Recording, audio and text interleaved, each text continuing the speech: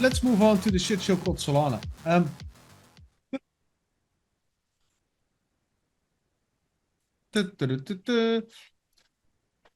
Solana back up following major 5-hour outage. The blockchain freeze triggered a drop in Solana's SOL token, though it rebounded. And this was February 6, 2024, 11:34 a.m. But what time zone? No one knows. They should use an order. Anyway. So Solana, the low latency blockchain that's seen an explosion in activity in recent months, experienced an approximately 5-hour outage on Tuesday. Solana's token slumped from around $96 before the problem to below 94. Transactions resumed being processed around 1500 UTC. Nearly after a year, the network was almost down for 2 years in April 2023. So, well, they're getting better. Today was only 5 hours, then it was 2 days. What shall we say? I think it's embarrassing. Yeah, imagine this fucking happening with payment systems. Oh, yeah. In the entire EU. Imagine the European blockchain going down, or the RTGS system just because it was built on Solana. It's apparently in the realm of possibilities. But what's even crazier, really quick, let's look at Solana now. This is on the 24 hours. So Solana is up on the day. It's back to 90 euros It right didn't now. It didn't even affect the price, which is, yeah, to me, and I'm not, as I said, I'm not that sure about my own ability to analyze, but this is ridiculous. There's This not is even a volume spike. I was actually thinking maybe the fucking Solana motherfuckers just manipulated the price to correct, but if there was a lot of sell pressure, there would be a volume spike, but there's no volume spikes either. Not really. I mean, we're talking, what, 1.5 billion? So, apparently nobody gave a shit. Hey, Tim? No. Nobody gave a shit. It is embarrassing, really. And I think it's kind of illustrative for the entire crypto market. Oh, yeah, the network was just down. You couldn't use it for like 5 hours, but now everything's up. Everything's it didn't fine. even go below 1 February where it was fucking 87. Oh, yeah, the network is Which just is crazy. down. You can't use it. It's been even lower. It's been 73 on January 24th, and it didn't even hit that. Maybe it's my bias against Solana and all those other layer 1 networks, but yeah, this isn't. Is it a layer 2? I don't know. I really don't know. I don't really care. I believe L1 is Ethereum and then L2 is something like Solana. Oh, that might. Yeah, isn't it with networks that you have the main networks and the spin-off networks on it? Solana is not an L2 for Ethereum. That's Polygon. Welcome to the Quamfy Show, ladies and gentlemen. We know fuck about fuck. No, we just don't know. Solana is a layer 1 blockchain. It has its own thing. It's not a. So this is a blockchain in itself. Okay, so I fucked it up. I just assumed that this was the parallel, and I projected it on you. I'm sorry, Tim. So Solana is. I'm not totally incapable. Yeah, so Solana is indeed like Ethereum, and obviously Polygon is then like a layer 2 ish. And I mean, if that's not true. It's not the worst thing in the world that it happens, but I think it's just illustrative for the crypto market. Like in the stage in which we are now, it's also hyper speculative, and it's not to say that other networks cannot go down, and they definitely do. It's just not as reliable as it should be, and I just still don't really see major institutions, enterprises, whatever, using these kind of networks. It will be a community. It will still be kind of community oriented, and maybe it's different with Solana. I don't know, But for us, it doesn't really matter because we are not invested in those networks itself. We are invested in the concept that everything is connected. That's where the real value lies for us. I find this funny as fuck. This is Solana's office in New York. The picture you see right here. What you actually see is just a couple of bookshelves with cheap ass rails. Something that you wouldn't even put in your home closet, maybe for your clothing, with a door you keep shut all the time. Maybe this is something for your basement to put like the mason jars on top or something like that. And then there's this neon-esque sign reading Solana. It just looks like a basement somewhere. And it doesn't look inhabited at all. So it's pretty fucking funny. I think. Anyway, yeah, people don't give a shit. Solana was down for 5 hours.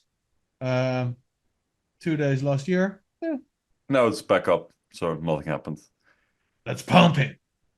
Let's go to Monero, another fun little crypto. Yeah. So Binance to delist Monero privacy token. XMR slides. The crypto exchange will stop listing the token along with Aragon, Multichain, and Vi as of February 20th. This is a very ominous picture that I'm looking at. So, oh no, it's not as ominous. Now, yeah, I'm looking into these lights, and this is a very dark picture. This looks like an alley and a woman in a burqa, or maybe a nun, or maybe it's a ghost. Maybe it's Jack the Ripper. What do you see in this picture, Tim? Darkness. It reads gloom. Oh no, reminds me of Assassin's Creed. Dothon. Yeah. It's I don't know. Okay, Monero. Yeah. So. Yeah, Monero. Are you gonna read or am I gonna read? Yeah, okay. I don't know. I'll start. Monero, because you were fascinated by a picture. Monero slumped about 30% Tuesday to a 20-month low after crypto exchange Binance said it will stop listing the privacy token as of February 20th. Monero, as well as the three other tokens to be delisted, Aragon, isn't that like a dragon or something from a game? Multichain and Vi, I don't even know what those tokens are, no longer meet the standards Binance expects, the exchange said in a blog post. Yeah. When a token no longer meets this standard or the industry changes, we conduct a more in-depth review and potentially delist it, Binance said. Privacy coins are cryptocurrencies that preserve anonymity by obscuring the flow of money across their networks, making it difficult to determine who sent what to whom. As such, they are not popular with regulators and law enforcement. Crypto exchange OKX announced the delisting of XMR and other privacy-focused tokens, including Dash and Zcash, at the end of last year. Yeah, so that is the problem, because Monero obviously is a privacy token. And yeah, Binance seemingly is cleaning up their act. I mean, it's not what they're saying, right? They're talking about standards. They're keeping it open. But yeah, the writer here just, how do you say, not assumes, but yeah. He thinks he knows, right? So, no, multi-chain, not interesting. Tokens Aragon, not interesting. So yeah, XMR, right? The ultimate privacy coin. The absolute savior for privacy. The ultimate form of privacy. Down 35% in one trading day. Because Binance delisted it, which is completely ironic. Tim was disappointed because he lost 40 euros in a couple of months. Maybe a month. This happened in fucking 8 hours, 12 hours. They went from 155 back to sub 100. Because they lost Binance. But what is the point of this owning this token when everything is supposed to be private and you don't want to use an off-ramp solution because you want to keep it private? Or is it? I'm not sure. I love this. Why did they lose 50 euros over an exchange? That wouldn't make any sense, right? They don't need the exchanges. The entire proposition. They can't use the exchanges because you need the KYC for an exchange. Yeah, you want to be as anonymous as you want. So why would you lose value if you don't need exchange? Yeah, it's kind of strange. Maybe it's an investment opportunity. And maybe I should just use my But there's a Quamfy Show lot of money. portfolio to gamble on this. There's a lot of money getting destroyed. Look, at the moment of the news, the volume was 56 million. The volume right now is 245 million. So they 5x the volume, and the price still dumped. Like what, 55 euros? Absolutely ridiculous.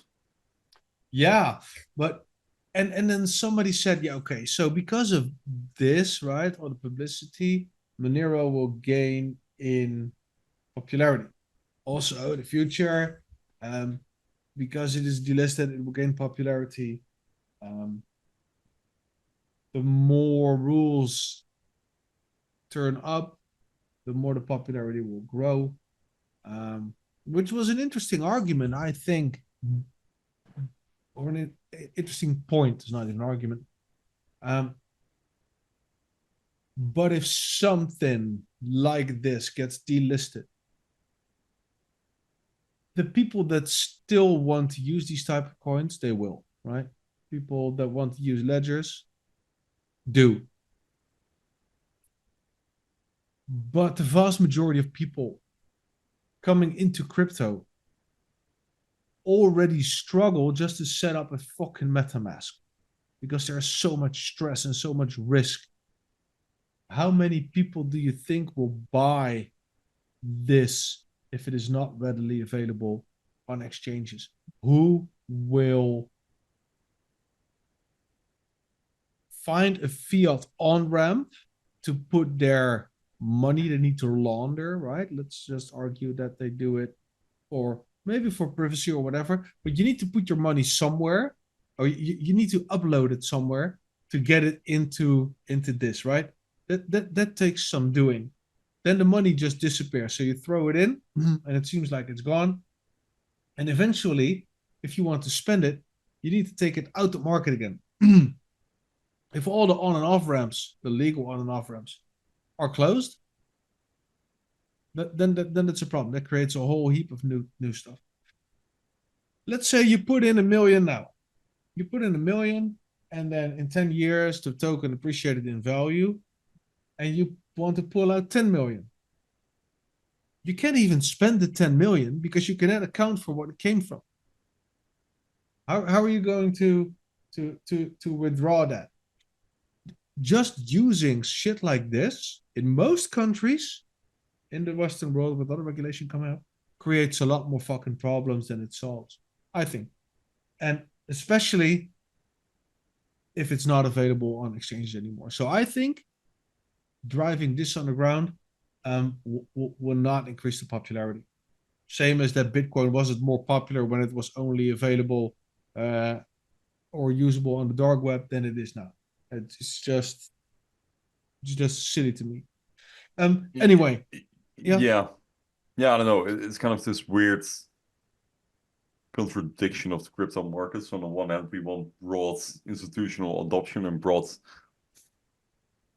community adoption, but on the other hand, we want to keep it to all the hardliners and the people who really believe in privacy and really believe in the product itself. It's a very strange. There's a paradox there. It's a very strange paradox which you cannot really wrap my head around.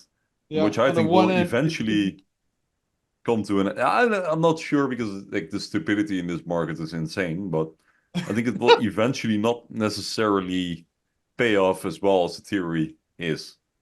But you don't know. It's crypto. It can go all ways. It could flip around tomorrow. Could do the 10x. I don't know. We don't know. I don't really care. Next topic. Let's go to our portfolio.